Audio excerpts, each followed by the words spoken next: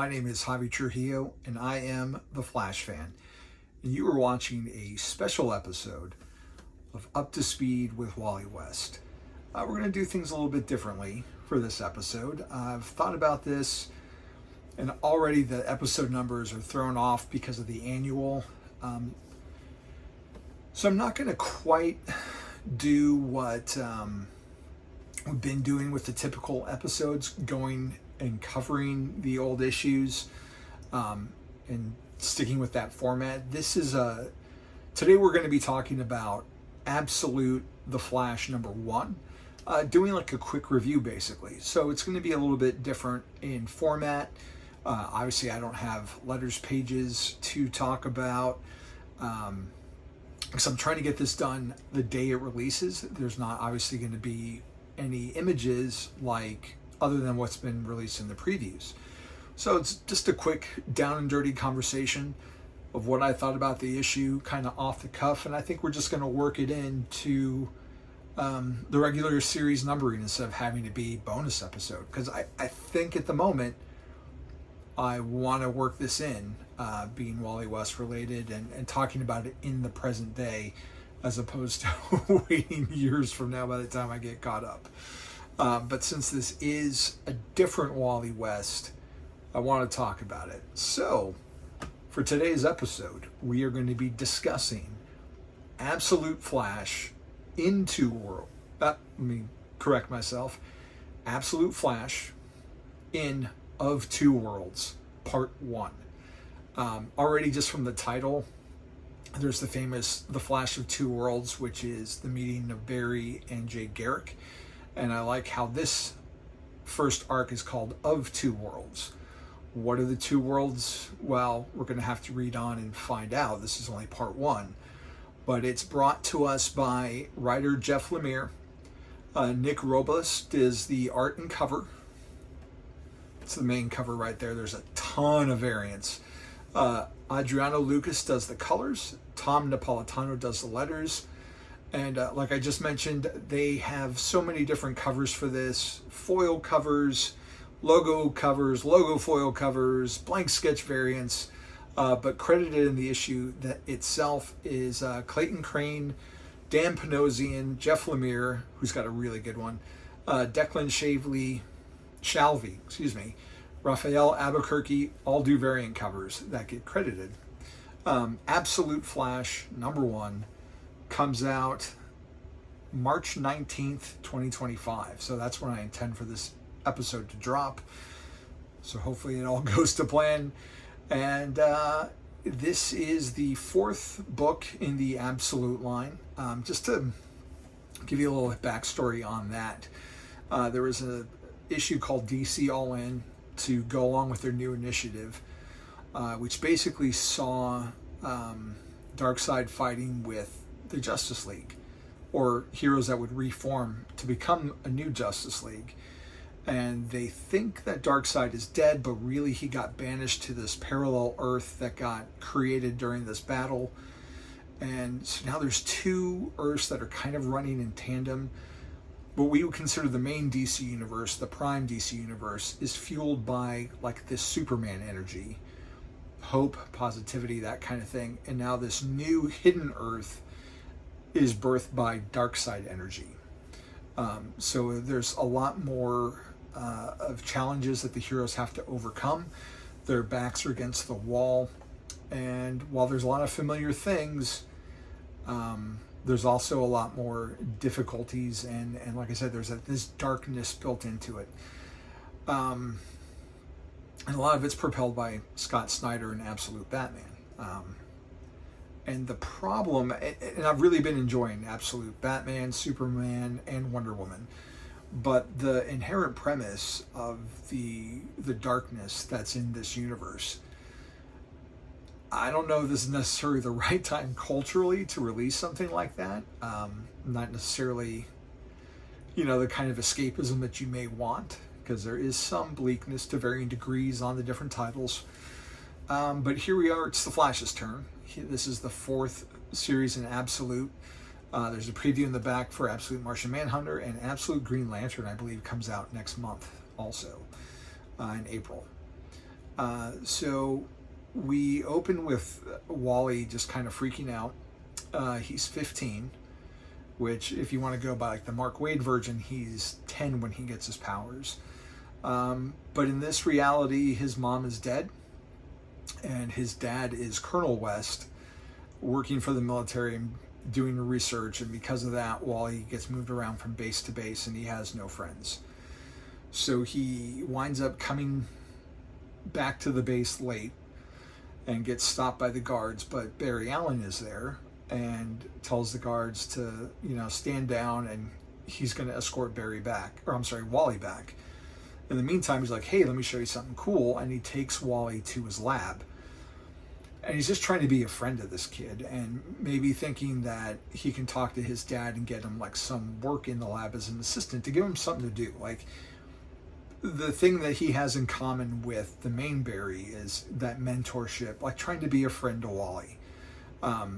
But Wally's dad hears this and berates Barry, and takes Wally away, and forbids Wally to have anything to do with Barry Allen.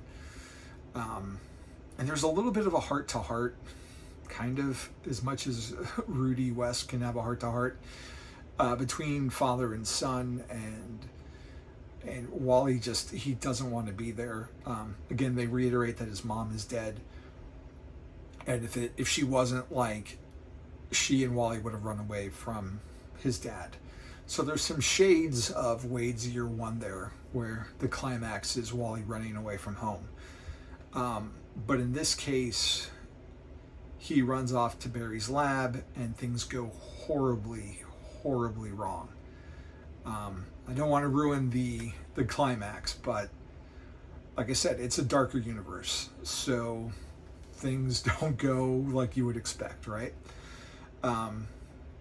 And Lemire really plays around with the timeline, starting in the present and going back 2 days, and then maybe going back a day, and then cutting back and forth as Wally's having these flashbacks as he's being pursued by what we would typically call the rogues, who we would know as the rogues. We've got a Captain Cold, we've got a Golden Glider, a Trickster, and a Mirror Master. Well, maybe a Mirror Master. That's to come. And Boomerang. Captain Boomerang. So they're pursuing Wally under his dad's orders, and they've got all this weaponry and these modern retro, well, not really retro, but these more modern military-esque designs. So it's cool to see them get kind of updated. Captain Cold is like this blue camo, which, I mean, it's on brand for the character, but like it doesn't work out in the desert setting that they're in. Like, you're not camouflaging from anything, Captain Cold. But the art is fantastic. Wally has got this kind of skatery mullet haircut, or it's shaved on the sides and longer in the back. I don't know hairstyles. I don't know what it's called. But he's redheaded Wally with the freckles, and he's every bit a teenager, and there's a lot of anxiety in this Wally West. Obviously, he doesn't have the hero worship of Barry that he did in the main universe because there is no Flash. Wally's going to be kind of the first, but that's more for another time. I don't want to, like I said, I don't want to spoil too much. But he's a lonely kid, and like I said, there are some parallels between this Wally's youth and the main continuities. But there's not necessarily the impulsiveness. There's more of a sense of tragedy to this Wally than we see before, which is kind of where I come at odds with this a little bit. Not to say that I didn't enjoy the book. Like, I should say up front, I really did enjoy the book. But in the long term, is it going to replace the main book for me? Probably not. And like I said, like there is the dark side energy, the inherent darkness of it, the sense of dread, which are good things to have in storytelling. But when you think of the Flash, like he's like one of the happiest superheroes around, and you want that sense of fun and adventure and wonder, and this is just tainted by tragedy so far.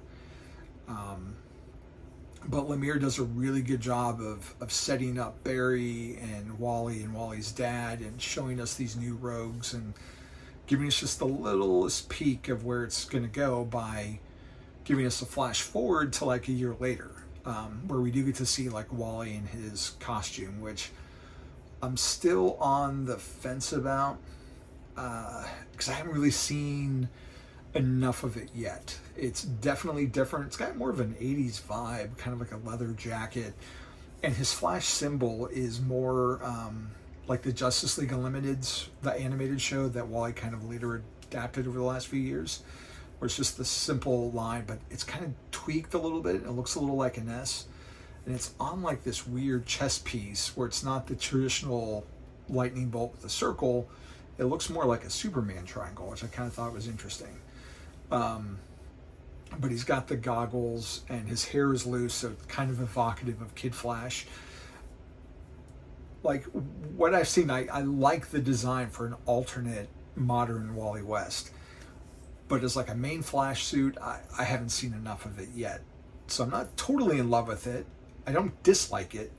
But I need to see more. Kind of like I still feel like I need to see more of this current black and red suit. Like, I need to see some other artists tackle it for the main book.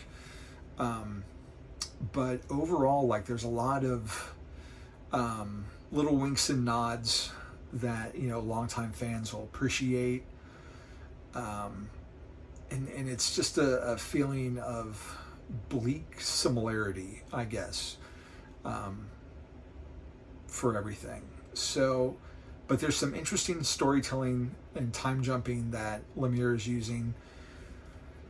Like I said, the art is impeccable, and the coloring really makes it pop too. And there's these weird little red dashes that I don't know yet if it's supposed to be energy that's Wally's seen, or if it's time travel-y stuff, or just how they want to do the transitions. There's also these ghosts that Wally's seen in like the main splash page as we get into the book, that I'm wondering where it's at. We see some gorillas or monkeys that are getting experimented on, setting up, I'm assuming, like Gorilla Grodd and Gorilla City, but we'll see. And I also like just like the font, how they do like 2 days later and stuff like that, or 2 days before rather. But I would definitely recommend checking it out. Like I said, I don't want to give away the ending because I want you guys to go out to your comic shop and read it. Or, I mean, if it's your choice, wait a month. If you're on the Unlimited, DC Infinite, Unlimited, Ultimate, I forget the tier, Ultra tier, where they publish them a month later digitally for you to read for free on the app. But I definitely recommend checking it out. If you are a Flash fan, maybe you haven't read The Flash in a while and you popped on this video and you don't know if you should check it out, I would check it out. Like I said, it's familiar but new enough to feel different, but just going with it, knowing that it's not going to be the Wally West who's like wish fulfillment, you know, who's living his childhood dream. This is a very different Wally who's, at this point, it seems his origin is mired in tragedy. So that's going to do it for this episode. I would definitely give this an easy A. So go check it out at your comic shop.